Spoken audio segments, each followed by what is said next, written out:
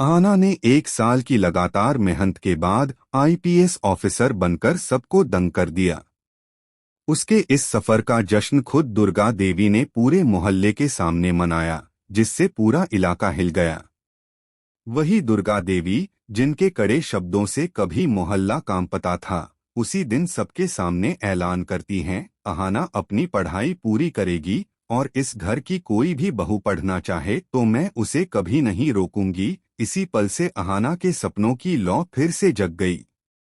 उसकी आंखों में एक नई चमक आ गई, जैसे कोई सोई हुई चिड़िया अचानक पंख फैलाकर उड़ना सीख जाए। फिर शुरू हुआ उसका 1 साल लंबा संघर्ष। सुबह चूल्हा चौका, दोपहर की रसोई, शाम को सफाई, रात को परिवार की सेवा और इन सब के बीच पढ़ाई, नोट्स, मॉक टेस्ट और आंसुओं की लंबी लड़ाई। थकान और नींद कई बार उसे रोक देती, लेकिन दो चेहरे उसे बार बार संभालते, उसके पापा का सपना और दुर्गा माँ का भरोसा।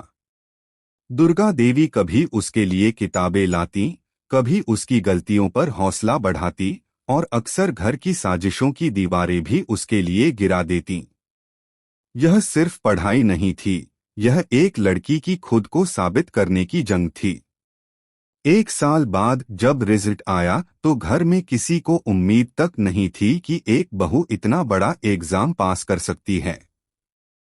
लेकिन शाम होते होते मोहल्ला शोर से भर गया। छोटी बहू आईपीएस बन गई और जब अहाना वर्दी पहनकर घर में दाखिल हुई तो पूरा मोहल्ला सन्न रह गया।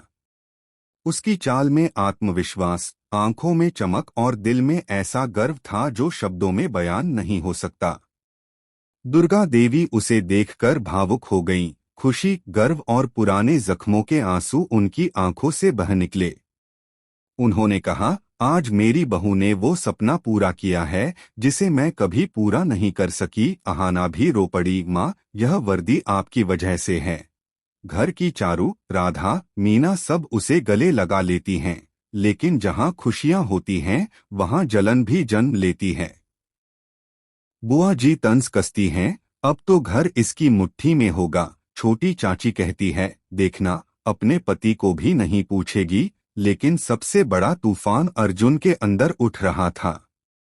जब सब तालियां बजा रहे थे, वह एक कोने में खड़ा हीन भावना में डूबा था। मेरी पत्नी मुझे पीछे छोड़ गई। अहाना उसकी उदासी महसूस करती है और कहती है, अर्जुन, यह जीत हमारी है। लेकिन अर्जुन का जवाब उसे तोड़ देता।